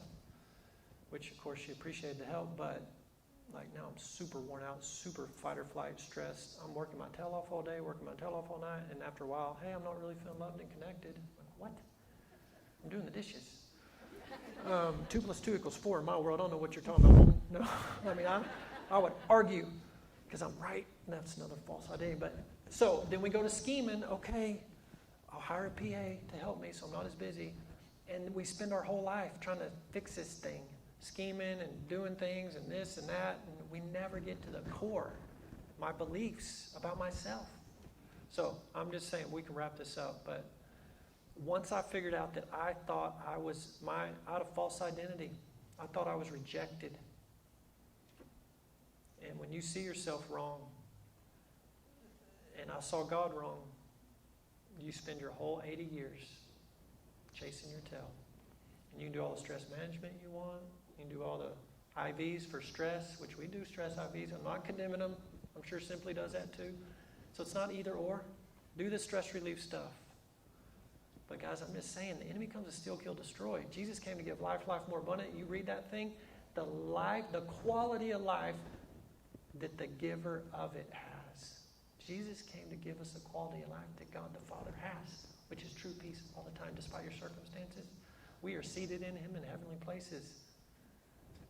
When you get who you really are, game changer. Game changer. And you bring the culture of the kingdom of heaven into the earth. And that's what Jesus told those disciples. Pray like that God's will in heaven be done in the earth. He's going to do it through us. But we got to do it in a manner that we see Him clearly, see ourselves clearly, walk in peace despite your circumstances. So, when the whole media thing, which I don't watch the media, but I had no idea what they were saying about me on the news. But I started getting all these texts from friends and family. Man, Y'all okay? Man, we're praying for you. And then we started getting major hate mail at the clinic, calling. My secretaries were taking all these horrible people calling and cussing us out for treating measles. And so I kind of had a clue. Well, that fear can try to come in on you. Like, oh no, my medical license, because I heard there's a petition. Someone emailed and said, we're starting a petition with change.org to pull your license. Well, if my identity was wrapped up in being an MD and my source of provision was wrapped up in my license, then I go into fear mode. And I'm not saying I didn't get tempted to that, but I've learned to recognize that. My provision's from my Father, not from my MD. And when you can get there, which I'm not perfect, I'm not saying I always get this, but at least I can recognize now, wait a minute, that filter, that was the old Ben, he's dead. I died with Christ, raised with Christ, seated with Christ. And like, I might be sounding a little preachy or like we're real spiritually mature, and I'm not trying to say that. I'm just saying, Jesus bought and paid for something, and I didn't know that. I thought he was my ticket to heaven. No, he's to get heaven back into me. And we can walk in the earth right now. As he is, we are now in the earth. This is a spiritual deal. There's no doubt about it. It just came out 2 days ago. This doctor that was talking to me from the CDC, I had no idea. And yesterday, it was all over this article. He's an admitted Satanist. And when you see the depths of this thing, and I'm not saying that to bring fear, I'm just saying, we have let the enemy run roughshod over us because of lack of knowledge. And we're being destroyed, but not anymore. All of creation's waiting on the sons to... That's what's happening. We're getting our identities nailed down as children of God. And when we can trust him, and we'll manifest things in the earth now that'll overcome. And all those enemies will be put under his feet. He's already made them a footstool. It's done. He did the war. He defeated them all. They have no power. Only if they trick you to believe a lie. Then I give them power. That spirit of rejection and spirit of man-pleasing had power because I gave it to them through my beliefs. But anyways, I better quit preaching. No, that was good. So really to combat stress, it's about knowing who you are is what I'm hearing you say. And you only find that from your Creator, whether you're a Christian or not. Is there a resource that everyone in the crowd can go explore that has been monumental in your journey of that? There's been so many. Just getting the gospel of the kingdom instead of gospel of salvation, which is what I grew up under in the First Baptist Church. Turn or burn, turn or burn. If Jesus comes back tonight, you know if you're going to heaven, which I'm not, hope that doesn't offend anybody, but that ain't the gospel of the kingdom. That's a piece. But the gospel of the kingdom is way better, it's bigger and powerful. But get the gospel of the kingdom teaching into you. But the number one, Jamie Winship for me.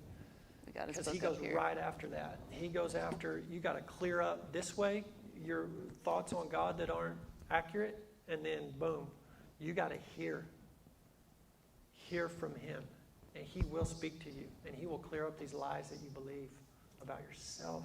It will set you free. Absolutely. I mean, I'm telling you guys, it's like a monkey, a weight off your shoulder. Jesus said, his yoke, his burden, light, it is. And I'm not saying that spirit of man-pleasing, performance, and rejection doesn't try to whisper in me again, but I recognize that so fast now, and I'll speak out loud sometimes to it, usually not so much now, but at the beginning I was. It'll set you free. But Jamie Winship really, really, I mean, that's where he goes, those two questions. You clear those two things up, really powerful for me. And, I've interviewed a lot of these guys. Ray Sturdivant, Beat the Devil with His Own Stick. It's pretty much the same as what Jamie's preaching. It's really, really good. I interviewed Jamie 3 times, Ray Sturdivant, a bunch of others on the podcast. So on the website, you can go to the Top 10 Peace Pillar podcast. And then we have Top 10 Stewardship, the 3 pillars, nutrition, hydration, movement, more stewardship versus Peace Pillar. You could listen to those. We're going to send it out to everyone whoever purchased your ticket. It will be sent out via email in the next couple of days, just links to some of these things that he's talking about. Jamie Winship's book is this one right here called Living Fearless. It's been water damaged, sorry.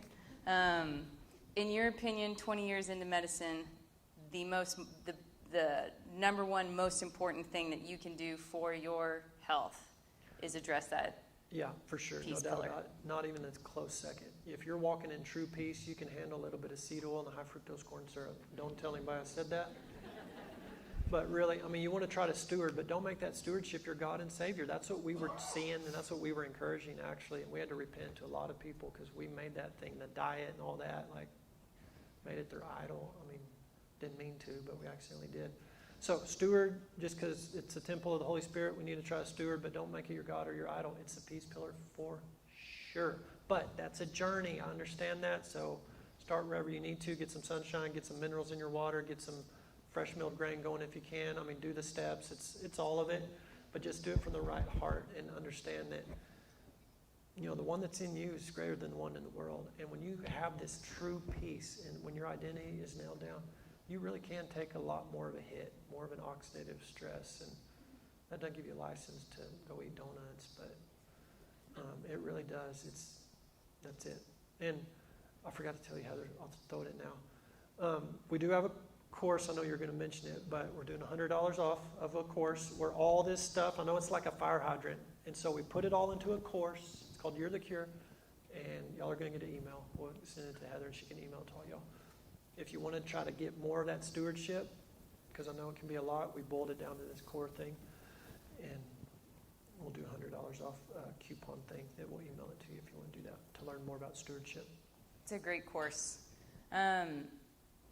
Thank you so much. I think we probably have time for maybe like 2 questions, something like that. If anybody does have a question, y'all may just feel like you got trying to drink from a fire hydrant. But does anyone have a question? Yes. So when you mentioned the cod liver and vitamin C, do you have certain brands that you recommend? With cod liver in particular, it can go rancid if it's not processed the right way. So Rosita, Rosita, is probably your number one best cod liver oil.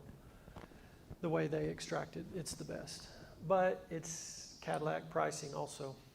So Jigsaw has a real good one too, a little more affordable. Veritas has a brand that's same source, it's really good too, a little more affordable. Those are probably my top 3. Vitamin C. Oh, vitamin C. Look for one that's made from whole foods, like cherries, you know, not just ascorbic acid. No, that's not a whole food one. Now, if someone's sick and they need some high dose, getting into them, liposomal is fine for an acute sickness.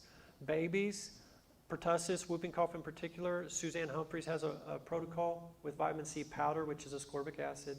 So I do use it when there's, like in a baby that's sick, I'll use ascorbic acid, vitamin C, and use her protocol, Suzanne Humphries. It's awesome. It's on the web, just Google that, you'll find it.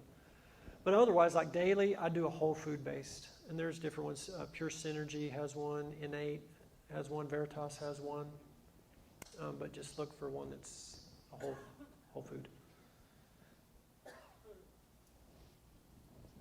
Yes, ma'am.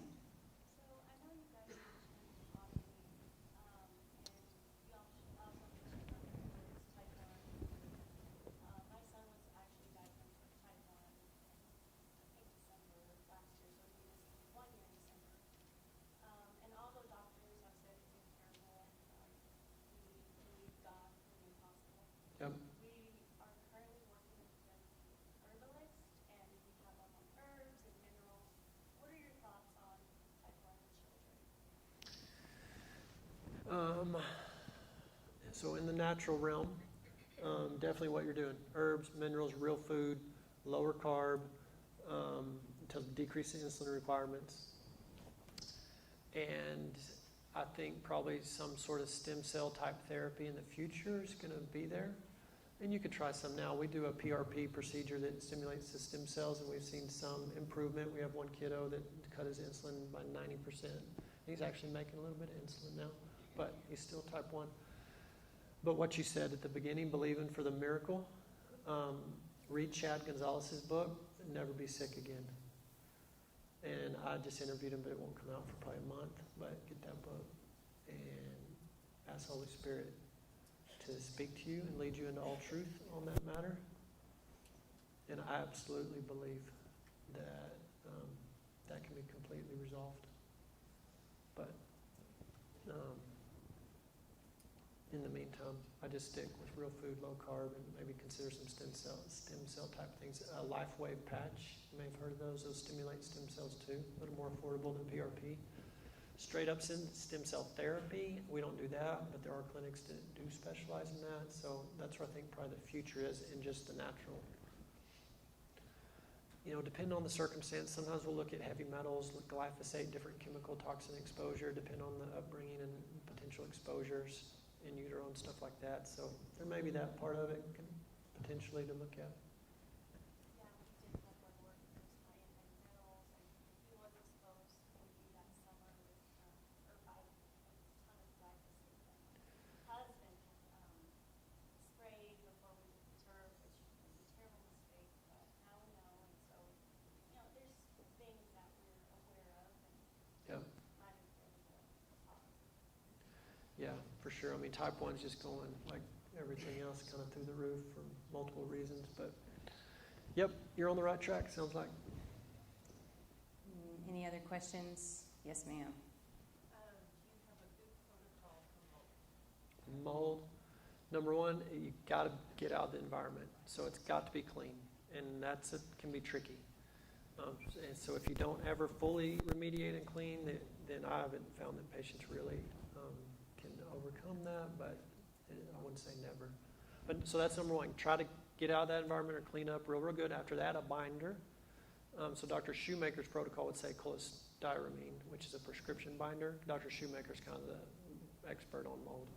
He uses cholestyramine as a binder, but you can use some over-the-counter binders too. But that's the key, those two things. If you can't do those two, doing all the other, not so much. And some of all the other, Heather could probably answer that better because she did some of that. But that's the two main parts of that protocol. Get out of it and get a binder going and give it time. And of course, all the good diet, sunlight, all the basics. And if your immune system's not calming down, then there are other things to add to that. But Shoemaker's got Shoemaker's certified practitioners who can work with you, and usually that's not needed if you get the binder going and get out of the environment. But if you're still struggling, you might talk to a Shoemaker certified, which is survivingmold.com is the website. You can find those guys.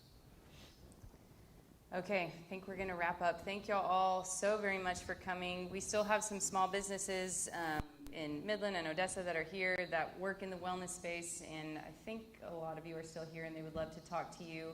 If you wouldn't mind giving Dr. Edwards a round of applause. Thank you so much for coming. Thank you. Thank you, Heather. Y'all got an amazing practitioner here, and I'm sure a lot of amazing folks out. I haven't met them all in the lobby, but support these guys because it takes some guts, some fortitude, some trusting of the Lord for sure to step out there outside the conventional mindset. And Heather's been doing that for a long time. Way before it's kind of popular to do that. So thank you, Heather, for being who God made you to be and for the invitation to come and for y'all coming. Thank you.